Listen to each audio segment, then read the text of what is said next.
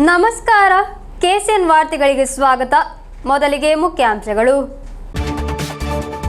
ಬಾಡಿಗೆ ಕಾರಿನಲ್ಲಿ ಸಂಚರಿಸಿ ಮನೆಯನ್ನು ನೋಡಿ ಗುರುತು ಹಿಡಿದು ರಾತ್ರಿ ಸಮಯದಲ್ಲಿ ಭಾರೀ ದರೋಡೆ ನಡೆಸುತ್ತಿದ್ದ ಸಂಘದ ಪ್ರಮುಖ ಆರೋಪಿಯ ಬಂಧನ. ಆರೋಪಿಯನ್ನು ಬಂಧಿಸಿ ಹೆಮ್ಮೆಯಾಗಿದ್ದಾರೆ ಎಸ್ಐ ಟಿಎಂ ವಿಪಿನ್. ಗಾಳಿ ಮಳೆ ಬಿಸಿಲೇ ಆಗಲಿ ಬದಿಯಡ್ಕಕ್ಕೆ ಆಗಮಿಸುವ ಪ್ರಯಾಣಿಕರಿಗೆ ಬೇರೆ ದಾರಿ ಇಲ್ಲ. ತೀವ್ರವಾಗಿದೆ ಬಸ್ ನಿಲ್ದಾಣ ಕೇಂದ್ರವನ್ನು ನಿರ್ಮಿಸಬೇಕೆಂಬ ಆಗ್ರಹ. Kerala state private bus operators federation Kasaragod ಜಿಲ್ಲಾ ಸಮಿತಿಯ ಜನರಲ್ ಬಾಡಿ ಮೀಟಿಂಗ್ ರಾಜ್ಯಾಧ್ಯಕ್ಷ ಕೆಕೆ ಥಾಮಸ್ ಅವರಿಂದ ಉದ್ಘಾಟನೆ. Kerala Pradesh school teachers association ವತಿಯಿಂದ ಕೆಪಿಎಸ್ಟಿಎ ವಿದ್ಯಾಭ್ಯಾಸ ಆಫೀಸ್ಗೆ ಮಾರ್ಚ್ ಶಾಸಕ ಎನ್ ನೆಲ್ಲಿಕುನ್ ಅವರಿಂದ ಉದ್ಘಾಟನೆ. ಕೇಳಿರುವಿರ ಹೊಳೆಯುವ ಅಣಬೆಗಳ ಬಗ್ಗೆ. ಇಂತಹ ಅಣಬೆಗಳಿವೆ ಕಾಸರಗೋಡು ರಾಣಿಪುರದ ಅರಣ್ಯದಲ್ಲಿ. ವಾರ್ತೆಗಳು ವಿವರವಾಗಿ. ಬಾಡಿಗೆ ಕಾರಿನಲ್ಲಿ ಸಂಚರಿಸಿ ಮನೆಯನ್ನು ನೋಡಿ ಗುರುತು ಹಿಡಿದು ರಾತ್ರಿ ಸಮಯದಲ್ಲಿ ಭಾರೀ ದರೋಡೆ ನಡೆಸುತ್ತಿದ್ದ ಸಂಘದ ಪ್ರಮುಖ ಆರೋಪಿಯನ್ನು ಬಂಧಿಸಲಾಯಿತು. ಕುಂಬಳೆ ಪೊಲೀಸ್ ಠಾಣೆ ವ್ಯಾಪ್ತಿಯ ಅಶ್ರಫ್ ಅಲಿಯನ್ನಾಗಿದೆ ವಶಕ್ಕೆ ಪಡೆಯಲಾಗಿರುವುದು. ಆರೋಪಿಯನ್ನು ಬಂಧಿಸಿ ವರ್ಗಾವಣೆಗೊಳ್ಳುತ್ತಿರುವ ಎಸ್ಐ ಟಿಎಂ ವಿಪಿನ್ ಹೆಮ್ಮೆಯಾಗಿದ್ದಾರೆ. ಸ್ಟೇಷನ್ ವ್ಯಾಪ್ತಿಯಲ್ಲಿ ಈಗಾಗಲೇ ದಾಖಲಾಗಿರುವ 9 ಪ್ರಕರಣಗಳನ್ನು ಹಿಡಿದಾಗಿದೆ ಇವರು ಹೊರ ಹೋಗುತ್ತಿರುವುದು. ಬಾಡಿಗೆ ಕಾರಿನಲ್ಲಿ ಸಂಚರಿಸಿ ಮನೆ ನೋಡಿಕೊಂಡು ರಾತ್ರಿ ವೇಳೆ ದೊಡ್ಡ ಮಟ್ಟದ ದರೋಡೆ ನಡೆಸಿಕೊಂಡು ಬರುತ್ತಿದ್ದ ತಂಡದ ಪ್ರಮುಖ ಆರೋಪಿಯನ್ನು ಕುಂಬಳೆ ಪೊಲೀಸರು ಬಂಧಿಸಿದರು. ಬಂದ್ಯೋಡ್ ಅಡ್ಕದ ಅಶ್ರಫ್ ಅಲಿಯನ್ನಾಗಿದೆ ಕುಂಬಳೆ ಎಸ್ಐ ಟಿಎಂ ವಿಪಿನ್ ತಂಡ ಬಂಧಿಸಿರುವುದು. ಜೂನ್ 4ರಂದು ಬೇಗೂರಿನ ಸುಭಾಷ್ ನಗರದಲ್ಲಿರುವ ಆಯಿಷಾ ಯೂಸುಫ್ ಎಂಬವರ ಮನೆಯಲ್ಲಿ ನಡೆದ ದರೋಡೆಯಲ್ಲಾಗಿದೆ ಬಂಧನ. ಇಲ್ಲಿಂದ 1.20 ಲಕ್ಷ ರೂಪಾಯಿ ಬೆಲೆ ಬಾಳುವ ಐಫೋನ್ ಕಳ್ಳತನ ಮಾಡಲಾಗಿರುವುದು. ಘಟನೆಯ ಸಂದರ್ಭದಲ್ಲಿ ಪ್ರತಿಭಟಿಸಲು ಕುಟುಂಬ ಮನೆಯಲ್ಲಿರಲಿಲ್ಲ.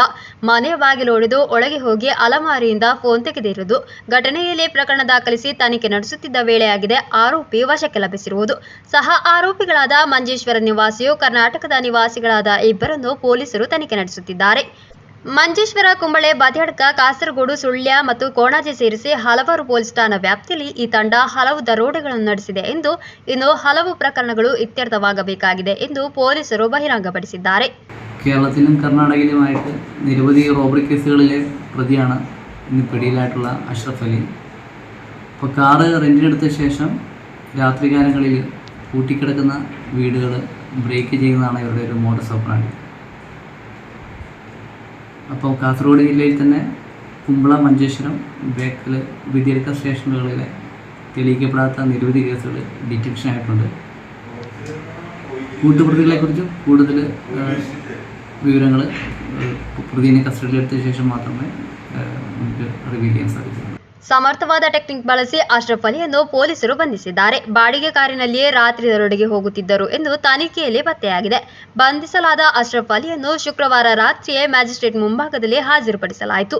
ಆರೋಪಿಯನ್ನು ಬಂಧಿಸಿ ವರ್ಗಾವಣೆಗೊಳ್ಳುತ್ತಿರುವ ಎಸ್ಐ ಟಿಎಂ ವಿಪಿನ್ ಹೆಮ್ಮೆಯಾಗಿದ್ದಾರೆ. ಇದರೊಂದಿಗೆ ಸ್ಟೇಷನ್ ವ್ಯಾಪ್ತಿಯಲ್ಲಿ ಈಗಾಗಲೇ ದಾಖಲಾಗಿರುವ 9 ಪ್ರಕರಣಗಳನ್ನು ಹಿಡಿದಾಗಿದೆ ಇವರು ಹೋಗುತ್ತಿರುವುದು. News bureau, Kasaragod. ಗಾಳಿ ಮಳೆಯಾಗಲಿ ಸುಡುವ ಬಿಸಿಲೇ ಆಗಲಿ ಬದಿಯಡ್ಕಕ್ಕೆ ಆಗಮಿಸುವ ಪ್ರಯಾಣಿಕರು ಅನುಭವಿಸಬೇಕೇ ಹೊರತು ಬೇರೆ ದಾರಿ ಇಲ್ಲದಂತಾಗಿದೆ. ತುರ್ತಾಗಿ ಬಸ್ ನಿಲ್ದಾಣ ಕೇಂದ್ರವನ್ನು ನಿರ್ಮಿಸಬೇಕೆಂಬ ಆಗ್ರಹ ತೀವ್ರವಾಗಿದೆ. ಬದಿಯಡ್ಕದಲ್ಲಿ ಬಸ್ ನಿಲ್ದಾಣ ಬೇಕು ಎನ್ನುವುದು ದೀರ್ಘಕಾಲದ ಆಗ್ರಹವಾಗಿದೆ. ಅಂತಾರಾಜ್ಯ ಹೆದ್ದಾರಿ ದಾಟಿ ಹೋಗುವುದು ಹಾಗೂ ಕಾಸರಗೋಡು ಗವರ್ನಮೆಂಟ್ ಮೆಡಿಕಲ್ ಕಾಲೇಜಿಗೆ ಹತ್ತಿರವಾಗಿರುವುದರಿಂದ ಈ ಆಗ್ರಹ ತೀವ್ರವಾಗಿರುವುದು. ಇದು ಸಾಧ್ಯವಾಗಿಲ್ಲದಿರುವುದರಿಂದ ತಕ್ಷಣವೇ ಒಂದು ನಿರೀಕ್ಷಣಾ ಕೇಂದ್ರವನ್ನು ನಿರ್ಮಿಸಬೇಕೆಂದು ಸ್ಥಳೀಯರು ಆಗ್ರಹಿಸಿರುವುದು. ಬದಿಯಡ್ಕದಿಂದ ಕುಂಬಳೆ ಕಡೆಗೆ ಹೋಗುವವರಿಗೆ ಈಗಲೂ ನಿಲ್ದಾಣವಿಲ್ಲ. ಮುಳ್ಳೇರಿಯ ಬದಿಯಡ್ಕ ಕುಂಬಳೆ ಮಾರ್ಗವಾಗಿ ಹಲವಾರು ಬಸ್ಸುಗಳು ಸರ್ವಿಸ್ ನಡೆಸುತ್ತಿದೆ. ಕುಂಬಳೆ ಭಾಗದಿಂದಿರುವ 100ರಷ್ಟು ಮಂದಿ ಪ್ರತಿನಿತ್ಯ ಬದಿಯಡ್ಕಕ್ಕೆ ಬಂದು ಹೋಗುತ್ತಿರುವುದು. ಸದ್ಯ ಬಸ್ ನಿಲ್ದಾಣ ಎಂದು ಪರಿಗಣಿಸಲ್ಪಟ್ಟಿರುವ ಸ್ಥಳದಲ್ಲಿ ಅವರಿಗಾಗಿ ಒಂದು ನಿರೀಕ್ಷಣಾ ಕೇಂದ್ರವೂ ಇಲ್ಲ. ಶಾಲಾ ಬಿಡುವಿನ ಸಂದರ್ಭದಲ್ಲಿ ತುಂಬಾ ದಟ್ಟಣೆ ಇಲ್ಲಿರುತ್ತದೆ. ಶಾಲಾ ಬ್ಯಾಗ್ ಹೊತ್ತು ನಿಂತಿರುವ ವಿದ್ಯಾರ್ಥಿಗಳು, ಚಿಕ್ಕ ಮಕ್ಕಳೊಂದಿಗಿರುವ ಮಹಿಳೆಯರು, ವೃದ್ಧರಿಗೆ ಕುಳಿತುಕೊಳ್ಳಲು ಸ್ಥಳವಿಲ್ಲದೆ ತೊಂದರೆಯಲ್ಲಿದ್ದಾರೆ. ಗಾಳಿ ಮಳೆಯಾಗಲಿ ಸುಡುವ ಬಿಸಿಲಾಗಲಿ ಇವರಿಗೆ ಅದನ್ನು ಅನುಭವಿಸಲು ಮಾತ್ರ ದಾರಿ ಇರುವುದು. ಇಲ್ಲಿ ಅನಧಿಕೃತ ಪಾರ್ಕಿಂಗ್ ಕೂಡ ಸಮಸ್ಯೆಯಾಗುತ್ತಿದೆ. ಕುಂಬಳೆ ಭಾಗಕ್ಕಿರುವ ಬಸ್ಸುಗಳನ್ನು ನಿಲ್ಲಿಸಲು ಅನಧಿಕೃತ ಪಾರ್ಕಿಂಗ್ ತಡೆಯುವಂತೆ ಸೂಚಿಸುವ ಬೋರ್ಡ್ ಅಳವಡಿಸಿದ್ದರೂ ಇದು ಯಾರ ಗಮನಕ್ಕೂ ಬಂದಿಲ್ಲ. ಹಲವಾರು ಖಾಸಗಿ ವಾಹನಗಳು ಇಲ್ಲೇ ಪ್ರತಿನಿತ್ಯ ನಿಲ್ಲುವುದನ್ನು ಕಾಣಬಹುದು. ಇದರಿಂದ ಬಸ್ಗಾಗಿ ಕಾಯುವವರಿಗೆ ರಸ್ತೆಯಲ್ಲಿ ನಿಲ್ಲಬೇಕಾದ ಸ್ಥಿತಿ ನಿರ್ಮಾಣವಾಗಿದೆ. ಇದು ಅಪಘಾತದ ಸಂಭವ ತಂದೊಡ್ಡಿದೆ. 100 ಜನರು ಎದುರಿಸುತ್ತಿರುವ ಈ ದುಸ್ಥಿತಿಗೆ ಅಧಿಕಾರಿಗಳು ತಕ್ಷಣವೇ ಪರಿಹಾರ ನೀಡಬೇಕೆಂದು ಆಗ್ರಹಿಸಿ ಧರಣಿ ನಡೆಸಲು ಸಿದ್ಧರಾಗುತ್ತಿದ್ದಾರೆ ಸ್ಥಳೀಯರು, ರಾಜಕೀಯ ಹಾಗೂ ಸಾಮಾಜಿಕ ಸಂಘಟನೆಗಳು. News bureau, Kasaragod. Kerala state private bus operators federation Kasaragod ಜಿಲ್ಲಾ ಸಮಿತಿಯ ಜನರಲ್ ಬಾಡಿ ಮೀಟಿಂಗ್ ನಡೆಯಿತು. ರಾಜ್ಯಾಧ್ಯಕ್ಷ ಕೆ ಥಾಮಸ್ ಉದ್ಘಾಟಿಸಿದರು. Kerala state private bus operators federation Kasaragod ಜಿಲ್ಲಾ ಸಮಿತಿಯ general body meeting capital in ಆಡಿಟೋರಿಯಂನಲ್ಲಿ ನಡೆಯಿತು. Kerala state private bus operators ಫೆಡರೇಷನ್ನ ರಾಜ್ಯಾಧ್ಯಕ್ಷ ಕೆ ಥಾಮಸ್ ഉദ്ഘാടിಸಿದರು. 140 കോടതിയിൽ നിൽക്കുന്നതാണെന്നും അതിന്റെ മെസ്സേജ് അല്ലെങ്കിൽ അതിന്റെ ജഡ്ജിമെന്റ് വരുന്ന വഴിക്ക് ചെയ്യാൻ പറ്റുന്ന കാര്യങ്ങൾ ചെയ്യുമെന്നും വിദ്യാർത്ഥി കൺസെഷൻ അത് കമ്മിറ്റിയെ ഒരു കമ്മീഷനെ ഏൽപ്പിച്ചിരിക്കുന്നു. കമ്മീഷന്റെ റിപ്പോർട്ട് വരുന്നതനുസരിച്ച് നിങ്ങളുടെ കാര്യം പരിഹരിക്കാമെന്നും അങ്ങനെ എല്ലാ വിഷയങ്ങളിലും തീരുമാനമായി നമ്മൾ ഇറങ്ങിപ്പോകുന്നു. ಕಾಸರಗೋಡು ಜಿಲ್ಲಾ ಸಮಿತಿ ಅಧ್ಯಕ್ಷ ಕೆ ಗಿರೀಶ್ ಅಧ್ಯಕ್ಷತೆ ವಹಿಸಿದ್ದರು. Kasaragod motor vehicle inspector Padmarajan ಮುಖ್ಯ ಅತಿಥಿಯಾಗಿದ್ದರು. ರಾಜ್ಯ ಪ್ರಧಾನ ಕಾರ್ಯದರ್ಶಿ ಲಾರೆನ್ಸ್ ಬಾಬು ಸಂಘಟನಾ ವರದಿ ಮಂಡಿಸಿದರು. ರಾಜ್ಯ ಜೊತೆ ಕಾರ್ಯದರ್ಶಿ ಸತ್ಯನ್ ಪುಚ್ಚಕಾಡ್ ವಿಷಯ ಪ್ರಸ್ತುತಿಪಡಿಸಿದರು. ಕೋಶಾಧಿಕಾರಿ ಮೊಹಮ್ಮದ್ ಕುಂಜಿ ಪಿಎ ಲೆಕ್ಕಪತ್ರ ವರದಿ ಮಂಡಿಸಿದರು. ಈ ಸಂದರ್ಭ ನೂತನ ಪದಾಧಿಕಾರಿಗಳ ಆಯ್ಕೆ ಪ್ರಕ್ರಿಯೆ ನಡೆಯಿತು. ರಿಟರ್ನಿಂಗ್ ಆಫೀಸರ್ ತುಳಸಿದಾಸ್ ಆಯ್ಕೆ ಪ್ರಕ್ರಿಯೆ ನಡೆಸಿದರು. CA Mohammed Kunji, BC Madhusudanan, M Hussainar, Thimmappa Bhat ಶುಭ ಹಾರೈಸಿದರು. ಟಿ ಲಕ್ಷ್ಮಣನ್ ಸ್ವಾಗತಿಸಿ ಎಪಿ ಪ್ರದೀಪ್ ಕುಮಾರ್ ಧನ್ಯವಾದವಿತ್ತರು. News bureau Kasaragod. Kerala Pradesh school teachers association ವತಿಯಿಂದ ಕೆಪಿಎಸ್ಟಿಎ ವಿದ್ಯಾಭ್ಯಾಸ ಆಫೀಸ್ಗೆ ಮಾರ್ಚ್ ನಡೆಸಿತು. ಶಾಸಕ ಎನ್ ನೆಲಿಕುನ್ ಉದ್ಘಾಟಿಸಿದರು. ಶಿಕ್ಷಕರಿಗಿರುವ ನ್ಯಾಯ ನಿರಾಕರಣೆಯ ವಿರುದ್ಧ ಪ್ರತಿಭಟನೆ ತೀವ್ರಗೊಳಿಸುತ್ತಿದೆ. ಅಧ್ಯಾಪಕ ಸಮಿತಿ ಶನಿವಾರವನ್ನು ಕೆಲಸದ ದಿನವಾಗಿ ಪರಿವರ್ತಿಸಿರುವ ವಿದ್ಯಾಭ್ಯಾಸ ಕ್ಯಾಲೆಂಡರ್ ಹಿಂಪಡೆಯಬೇಕೆಂದು ಮುಂತಾದ ಬೇಡಿಕೆಗಳನ್ನು ಮುಂದಿಟ್ಟುಕೊಂಡು ಅಧ್ಯಾಪಕರು ಶನಿವಾರ ಕ್ಲಸ್ಟರ್ ಬಹಿಷ್ಕಾರ ಧರಣಿ ನಡೆಸಿದ್ದರು. ಕೆಪಿಎಸ್ಟಿಎ ನೇತೃತ್ವದಲ್ಲಿ ಕಾಸರಗೋಡು ಡಿಡಿಇ ಕಚೇರಿಗೆ ಪ್ರತಿಭಟನೆ ಮಾರ್ಚ್ ನಡೆಸಲಾಯಿತು. ಹಲವಾರು ಮಂದಿ ಅಧ್ಯಾಪಕರು ಭಾಗವಹಿಸಿದ್ದರು.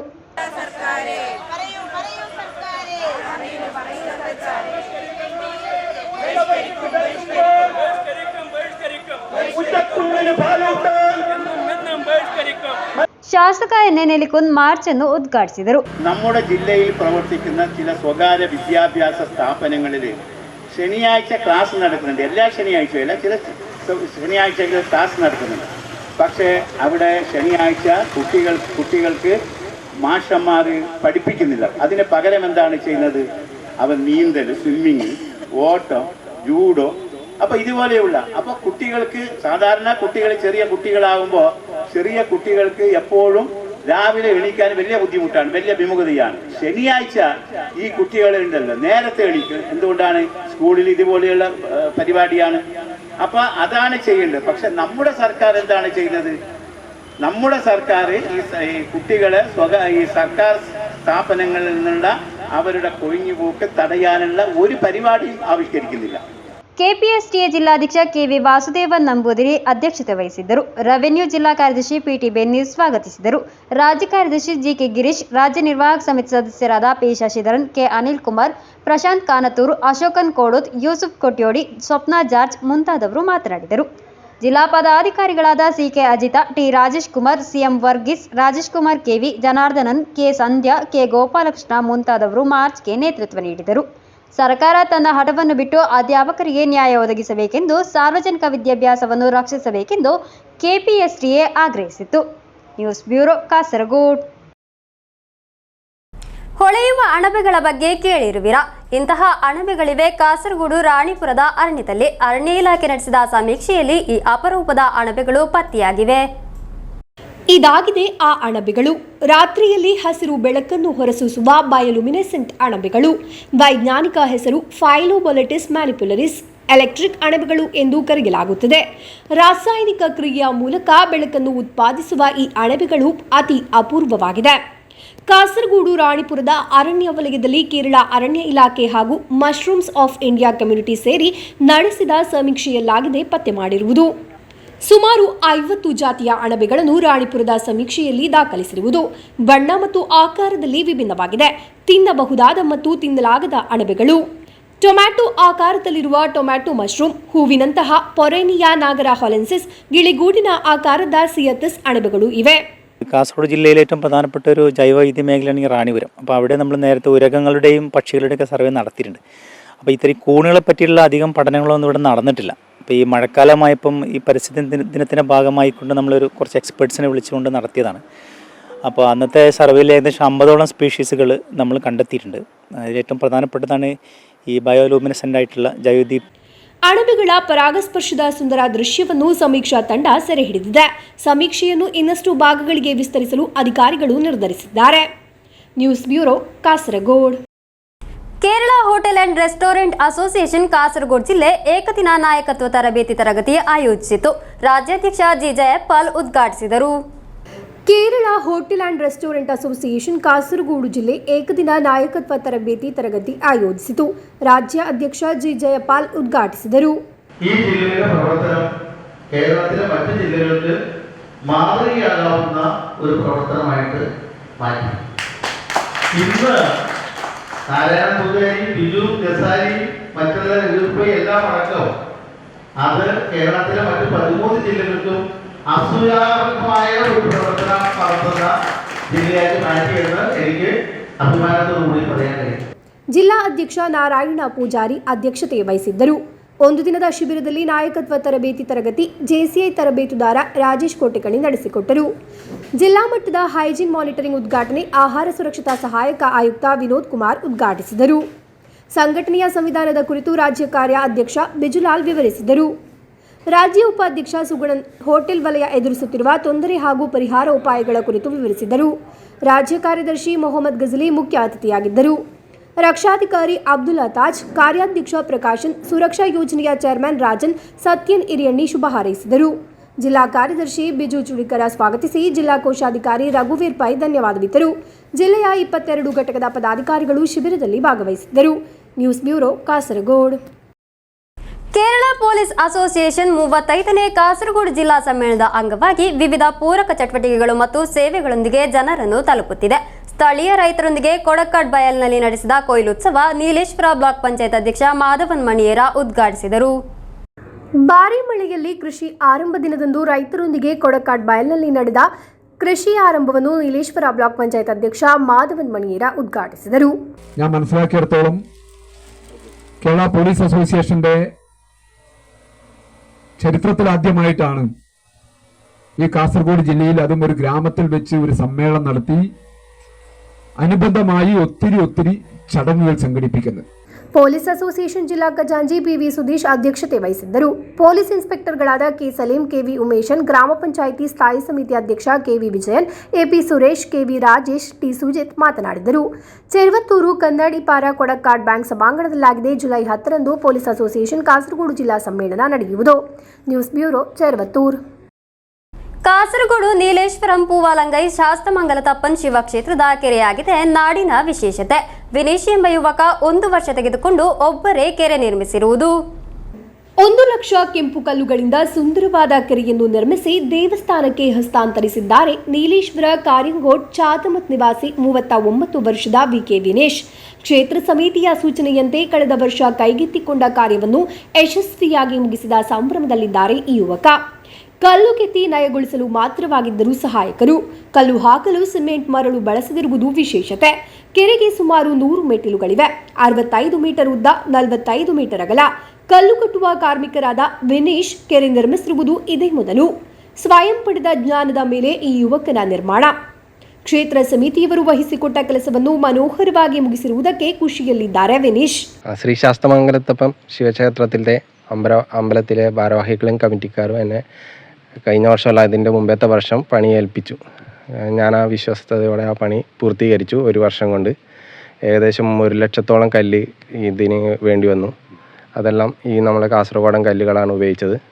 പിന്നെ ഇതിന് വേണ്ടുന്ന പൈസ ഏകദേശം ക്ഷേത്ര കമ്മിറ്റി കണ്ടെത്തിയത് ഏകദേശം ഒരു 75 ലക്ഷത്തോളം പൈസ ഇതിന് ഉപയോഗിക്കാൻ വേണ്ടി കഴിഞ്ഞിട്ടുണ്ട്. ഈ വെള്ളം കാരണം ഇപ്പം കിണറുകളിലെല്ലാം വരൾച്ചയോ വെള്ളക്കുറവോ ഉണ്ടാകുന്നില്ല. വലിയ ഗുണമാണ് ചെയ്യുന്നത്. പിന്നെ വൈകുന്നേരങ്ങളിൽ കുട്ടികളെല്ലാം കുളിക്കുന്നുണ്ട്, നീന്തൽ പഠിക്കുന്നുണ്ട്. ജനങ്ങളെ അഭിപ്രായം പൊതുവേ നല്ല ഈ പഴയ രീതിയിലായത് കൊണ്ട് എല്ലാവരും അഭിനന്ദിക്കുകയും അമ്പല കമ്മിറ്റിനെയും അഭിനന്ദിക്കുന്നുണ്ട്. ഇങ്ങനെ ഈ ഇന്നത്തെ കാലത്ത് ഇങ്ങനത്തെ ഒരു കുളം നിർമ്മിക്കാൻ ഇത്രയും പൈസ ചെലവാക്കിയിട്ട് ഒരു കുളം നിർമ്മിച്ച അമ്പല കമ്മിറ്റിനെയും നാട്ടുകാർ അനുമോദിക്കുന്നുണ്ട്. ಸುಮಾರು 100 ಮೆಟ್ಟಿಲುಗಳಿರುವ ಕೆರೆಯಲ್ಲಿ ಈಗ ಅರ್ಧದಷ್ಟು ನೀರಿದೆ. 75 ಲಕ್ಷ ರೂಪಾಯಿ ವೆಚ್ಚ. ಕೆರೆಗಳನ್ನು ನಿರ್ಮಿಸಲು ಈಗ ಹಲವು ವಿಚಾರಣೆಗಳು ವಿನೀಶ್ ಅವರನ್ನು ಹುಡುಕಿ ಬರುತ್ತಿವೆ. News bureau, Kasaragod. ನಿರ್ಮಾಣ ಪೂರ್ಣಗೊಂಡು 5 ವರ್ಷ ಕಳೆದರೂ ಕಟ್ಟಡಕ್ಕೆ ನಂಬರ್ ಲಭಿಸದೇ ಇರುವ ಘಟನೆ. ಕಾಸರಗೋಡು ದಕ್ಷಿಣ ತ್ರಿಕರಿಪುರ ಗ್ರಾಮದ ವ್ಯಾಪ್ತಿಗೊಳಪಡುವ ಇಳಂಬಚ್ಚಿ ಬಾಲನ್ ಎಂವಿ ಅವರ ಕಟ್ಟಡಕ್ಕಾಗಿದೆ ನಂಬರ್ ಲಭಿಸದಿರುವುದು. ನಿರ್ಮಾಣ ಪೂರ್ಣಗೊಂಡು 5 ವರ್ಷ ಕಳೆದರೂ ಕಟ್ಟಡಕ್ಕೆ ನಂಬರ್ ಲಭಿಸದೆ ಕಾಸರಗೋಡು ದಕ್ಷಿಣ ತ್ರಿಕರಿಪುರ ಗ್ರಾಮದ ವ್ಯಾಪ್ತಿಗೊಳಪಡುವ ಇಳಂಬಚ್ಚಿ ಬಾಲನ್ ಎಂವಿ ಅವರ ಕಟ್ಟಡ. ಲಕ್ಷಗಟ್ಟಲೆ ಹಣ ವೆಚ್ಚ ಮಾಡಿ ನಿರ್ಮಿಸಿದ ಕಟ್ಟಡಕ್ಕೆ ನಂಬರ್ ಲಭಿಸದ ದುಸ್ಥಿತಿ. 2014ರಲ್ಲಿ ಅನುಮತಿ ಪಡೆದು ನಿರ್ಮಾಣ ಕಾರ್ಯ ಆರಂಭಿಸಿದ ಕಟ್ಟಡ 2019ರಲ್ಲಿ ಪೂರ್ಣಗೊಂಡಿದೆ. ನಂತರ ಕಟ್ಟಡ ಸಂಖ್ಯೆಗೆ ಅರ್ಜಿ ಸಲ್ಲಿಸುವ ಹಂತದಲ್ಲಿ ನೆರೆಹೊರೆಯವರು ರೈಲ್ವೆ ಇಲಾಖೆಗೆ ದೂರು ನೀಡಿದ್ದಾರೆ. ನಿಯಮಾವಳಿಗಳನ್ನು ಪಾಲಿಸಿ ನಿರ್ಮಿಸಲಾಗಿದ್ದ ಕಟ್ಟಡ ರೈಲ್ವೆ ಇಲಾಖೆಯ ಮಧ್ಯಸ್ಥಿಕೆಯಿಂದ ಸ್ಥಗಿತಗೊಂಡಿದೆ. ನಿರ್ಮಾಣ ಪೂರ್ಣಗೊಂಡಿರುವ ಕಟ್ಟಡಕ್ಕೆ ಎನ್ಒಸಿ ನೀಡುವುದಿಲ್ಲ ಎಂಬ ರೈಲ್ವೆಯ ನಿಯಮವಾಗಿದೆ ಹಿಂದೇಟು ನೀಡಿರುವುದು. ರೈಲ್ವೆಯ ಭೂಮಿಯಿಂದ ಇರುವ ನಿಯಮ ಪ್ರಕಾರವಿರುವ ದೂರವನ್ನು ಅನುಸರಿಸಿಯಾಗಿದೆ ಕಟ್ಟಡ ನಿರ್ಮಾಣ. ಈ ಕಟ್ಟಡದ 2 ಬದಿಯಲ್ಲಿರುವ ಇತರ ಕಟ್ಟಡಗಳಿಗೆ ಪಂಚಾಯತ್ ನಂಬರ್ ನೀಡಿದೆ. ಆದರೆ ಈ ಕಟ್ಟಡಕ್ಕೆ ಮಾತ್ರ ನಂಬರ್ ನೀಡುವುದಿಲ್ಲ. ದಾಖಲೆಗಳೆಲ್ಲ ಸರಿಯಾಗಿದೆ ಎಂದು ನಿಯಮಾನುಸರಿಸಿ ನಿರ್ಮಿಸಿದ ಕಟ್ಟಡಕ್ಕಾಗಿದೆ ಈ ದುರ್ಗತಿ. ಅಧಿಕಾರಿಗಳ ನಿರ್ಲಕ್ಷ್ಯದಿಂದ ನಂಬರ್ ಪಡೆಯಲು ಸಾಧ್ಯವಾಗುತ್ತಿಲ್ಲ. ಪಂಚಾಯಿತಿಗೆ ಮನವರಿಕೆ ಮಾಡಿಕೊಟ್ಟರೆ ಕಟ್ಟಡ ನಂಬರ್ ಮಂಜೂರು ಮಾಡಬಹುದು ಎಂಬ ಮಾನವ ಹಕ್ಕು ಆಯೋಗದ ವರದಿಯನ್ನು ಅಧಿಕಾರಿಗಳು ನಿರ್ಲಕ್ಷಿಸುತ್ತಿದ್ದಾರೆ. ಅಪಾರ ವೆಚ್ಚದಲ್ಲಿ ನಿರ್ಮಿಸಿರುವ ಕಟ್ಟಡಕ್ಕೆ ನಂಬರ್ ನೀಡದ കാരണ തീവ്ര മാനസിക ഒത്തടದಲ್ಲಿದೆ ഈ കുടുംബ. മനുഷ്യാവകാശ കമ്മീഷൻ്റെ ഓർഡർ ഉണ്ടായിട്ടും നമ്പർ തരുന്നില്ല. ഇപ്പോൾ സൈറ്റ് കാണണമെന്ന് പറഞ്ഞാൽ ഇവിടെ വന്നിട്ട് അളക്കാൻ വന്നിട്ട് കല്ല് കാണുന്നില്ല എന്ന് തിരിച്ചു പോയി. പിന്നെ താലൂക്ക് സർവേനെ കൊണ്ടുവരണം എന്ന് പറഞ്ഞു. ആ കണ്ടീഷനിലാണ് ഇപ്പോൾ ഉള്ളത്. എനക്കാണെങ്കിൽ ഒന്നും ചെയ്യാൻ പറ്റാത്തൊരവസ്ഥയാണ്. ഞാനൊരു വയസ്സായ മനുഷ്യനാണ്. അതിന് ഒരുപാട് ലോൺ കെട്ടാൻ വരെ ഇപ്പം പറ്റുന്നില്ല. News bureau Kasaragod. Manjeshwar Udaya higher secondary ಶಾಲೆಯ 2024-25ನೇ ಶೈಕ್ಷಣಿಕ ವರ್ಷದ ಸ್ಟೂಡೆಂಟ್ ಕೌನ್ಸಿಲ್ನ ಚುನಾವಣೆ ನಡೆಯಿತು. ಸಂಪೂರ್ಣ ಎಲೆಕ್ಟ್ರಾನಿಕ್ ವೋಟಿಂಗ್ ಮಿಷನ್ ವ್ಯವಸ್ಥೆಯೊಂದಿಗೆ ಚುನಾವಣೆ ನಡೆದಿರುವುದು. ಸಂಪೂರ್ಣ ಎಲೆಕ್ಟ್ರಾನಿಕ್ ವೋಟಿಂಗ್ ಮಿಷನ್ ವ್ಯವಸ್ಥೆಯೊಂದಿಗೆ ನಡೆದ ಮಂಜೇಶ್ವರ ಉದಯಂ ಹೈಯರ್ ಸೆಕೆಂಡರಿ ಶಾಲೆಯ 2024-25ನೇ ಶೈಕ್ಷಣಿಕ ಸಾಲಿನ ಸ್ಟೂಡೆಂಟ್ ಕೌನ್ಸಿಲ್ ಚುನಾವಣೆ ಗಮನಾರ್ಹವಾಯಿತು. ಎಸ್ಪಿಎಲ್, ಎಎಸ್ಪಿಎಲ್ ವಿಭಾಗಕ್ಕೆ ಚುನಾವಣೆ ನಡೆದಿರುವುದು. ಎಸ್ಪಿಎಲ್ ವಿಭಾಗದಲ್ಲಿ 4, ಎಎಸ್ಪಿಎಲ್ ವಿಭಾಗದಲ್ಲಿ 5 ಅಭ್ಯರ್ಥಿಗಳು ಸ್ಪರ್ಧಿಸಿರುವುದು. 1 ವಾರದ ಹಿಂದೆಯೇ ಚುನಾವಣಾ ಪ್ರಕ್ರಿಯೆ ಆರಂಭವಾಗಿದೆ. ವಿಶೇಷವಾಗಿ ಸಿದ್ಧಪಡಿಸಿದ ಮತಗಟ್ಟೆಯಲ್ಲಿ ಶಿಕ್ಷಕರು, ವಿದ್ಯಾರ್ಥಿಗಳು ಮತಗಟ್ಟೆಯ ಅಧಿಕಾರಿಗಳಾದರು.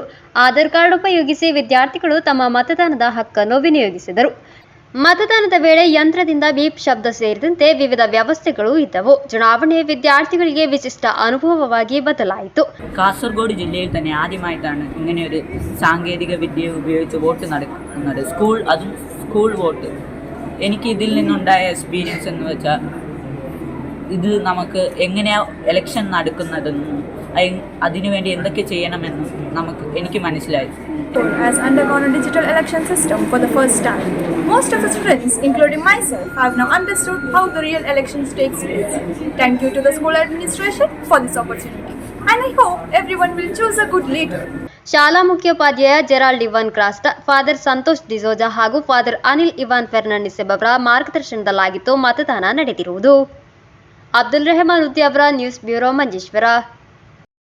ಮುಳಿಂಜ ಸರ್ಕಾರಿ ಕಿರಿಯ ಪ್ರಾಥಮಿಕ ಶಾಲೆಯಲ್ಲಿ ವಾಚನ ವಾರದ ಸಮಾರೋಪ ಸಮಾರಂಭ ಅದ್ದೂರಿಯಾಗಿ ನಡೆಯಿತು. ಮಂಜೇಶ್ವರ ಉಪಜಿಲ್ಲಾ ಶಿಕ್ಷಣಾಧಿಕಾರಿ ರಾಜ್ಗೋಪಾಲ್ ಉದ್ಘಾಟಿಸಿದರು. ಮುಳಿಂಜ ಸರ್ಕಾರಿ ಕಿರಿಯ ಪ್ರಾಥಮಿಕ ಶಾಲೆಯಲ್ಲಿ ವಾಚನ ವಾರದ ಸಮಾರೋಪ ಸಮಾರಂಭ ಅದ್ದೂರಿಯಾಗಿ ನಡೆಯಿತು. ಮಂಜೇಶ್ವರ ಉಪಜಿಲ್ಲಾ ಶಿಕ್ಷಣಾಧಿಕಾರಿ ರಾಜ್ಗೋಪಾಲ್ ಉದ್ಘಾಟಿಸಿದರು. ಕಾರ್ಯಕ್ರಮದಲ್ಲಿ ಶಾಲಾ ಮುಖ್ಯೋಪಾಧ್ಯಾಯಿನಿ ಚಿತ್ರಾವತಿ ಚಿಗುರುಪಾದೆ ಅಧ್ಯಕ್ಷತೆ ವಹಿಸಿದ್ದರು. ಮಂಜೇಶ್ವರ ಬಿಆರ್ಸಿಯ ಬಿಪಿಸಿ ಜಾಯ್, ಎಸ್ಎಸ್ಬಿ ಎಯುಪಿ ಶಾಲೆಯ ಶಿಕ್ಷಕ ನಿಶೀತ್ ಮಾತನಾಡಿ ಶುಭ ಹಾರೈಸಿದರು. ವಾಚನ ವಾರಾಚರಣೆಯ ಅಂಗವಾಗಿ ಏರ್ಪಡಿಸಿದ ವಿವಿಧ ಸ್ಪರ್ಧೆಗಳಲ್ಲಿ ವಿಜೇತರಾದವರಿಗೆ ಬಹುಮಾನ ನೀಡಲಾಯಿತು. ಶಾಲಾ ವಿದ್ಯಾರ್ಥಿಗಳ ಹಸ್ತಪತ್ರಿಕೆಯನ್ನು ಈ ಸಂದರ್ಭದಲ್ಲಿ ಬಿಡುಗಡೆಗೊಳಿಸಲಾಯಿತು. ವಿದ್ಯಾರ್ಥಿಗಳನ್ನು ಹಾಡು ಹಾಡಿಸಿ ಕತೆ ಹೇಳಿ ಮನೋರಂಜನೆಗೊಳಿಸಿದ ಶಿಕ್ಷಕ ನಿಶೀತ್ ಅವರಿಗೆ ಸ್ಮರಣಿಕೆ ನೀಡಿ ಗೌರವಿಸಲಾಯಿತು. ಈ ಸಂದರ್ಭದಲ್ಲಿ ಶಾಲಾ ಗ್ರಂಥಾಲಯಕ್ಕೆ ಪುಸ್ತಕಗಳನ್ನು ಅವರು ಉಚಿತವಾಗಿ ನೀಡಿದರು. ಶಾಲಾ ಶಿಕ್ಷಕ ರಿಯಾಜ್ ಎಂಎಸ್ ಸ್ವಾಗತಿಸಿ ಶಿಕ್ಷಕ ಅಬ್ದುಲ್ ಬಶೀರ್ ಸುಬ್ಬಯ್ಯಕಟ್ಟೆ ಧನ್ಯವಾದವಿತ್ತರು. ಶಿಕ್ಷಕಿ ಕಾವ್ಯಾಂಜಲಿ ಪ್ರತಾಪ್ ನಗರ ಕಾರ್ಯಕ್ರಮವನ್ನು ನಿರ್ವಹಿಸಿದರು. News bureau, Kasaragod. ಕೊನೆಯಲ್ಲಿ ಮತ್ತೊಮ್ಮೆ ಮುಖ್ಯಾಂಶಗಳು. ಬಾಡಿಗೆ ಕಾರಿನಲ್ಲಿ ಸಂಚರಿಸಿ ಮನೆಯನ್ನು ನೋಡಿ ಗುರುತು ಹಿಡಿದು ರಾತ್ರಿ ಸಮಯದಲ್ಲಿ ಭಾರೀ ದರೋಡೆ ನಡೆಸುತ್ತಿದ್ದ ಸಂಘದ ಪ್ರಮುಖ ಆರೋಪಿಯ ಬಂಧನ. ಆರೋಪಿಯನ್ನು ಬಂಧಿಸಿ ಹೆಮ್ಮೆಯಾಗಿದ್ದಾರೆ ಎಸ್ಐ ಟಿಎಂ ವಿಪಿನ್. ಗಾಳಿ ಮಳೆ ಬಿಸಿಲೇ ಆಗಲಿ ಬದಿಡ್ಕಕ್ಕೆ ಆಗಮಿಸುವ ಪ್ರಯಾಣಿಕರಿಗೆ ಬೇರೆ ದಾರಿ ಇಲ್ಲ. ತೀವ್ರವಾಗಿದೆ ಬಸ್ ನಿಲ್ದಾಣ ಕೇಂದ್ರವನ್ನು ನಿರ್ಮಿಸಬೇಕೆಂಬ ಆಗ್ರಹ. Kerala state private bus operators federation Kasaragod ಜಿಲ್ಲಾ ಸಮಿತಿಯ ಜನರಲ್ ಬಾಡಿ ಮೀಟಿಂಗ್ ರಾಜ್ಯಾಧ್ಯಕ್ಷ ಕೆ ಥಾಮಸ್ ಅವರಿಂದ ಉದ್ಘಾಟನೆ. Kerala Pradesh school teachers association ವತಿಯಿಂದ ಕೆಪಿಎಸ್ಟಿಎ ವಿದ್ಯಾಭ್ಯಾಸ ಆಫೀಸ್ಗೆ ಮಾರ್ಚ್ ಶಾಸಕ ನೆಲಿಕುನ್ ಅವರಿಂದ ಉದ್ಘಾಟನೆ. ಕೇಳಿರುವಿರ ಹೊಳೆಯುವ ಅಣಬೆಗಳ ಬಗ್ಗೆ. ಇಂತಹ ಅಣಬೆಗಳಿವೆ ಕಾಸರಗೋಡು ರಾಣಿಪುರದ ಅರಣ್ಯದಲ್ಲಿ. ಇಂದಿನ ವಾರ್ತಾ ಸಂಚಿಕೆಗೆ ಮುಕ್ತಾಯವಾಯಿತು. ಮುಂದಿನ ವಾರ್ತಾ ಸಂಚಿಕೆಯೊಂದಿಗೆ ಭೇಟಿಯಾಗೋಣ. ವಂದನೆಗಳು.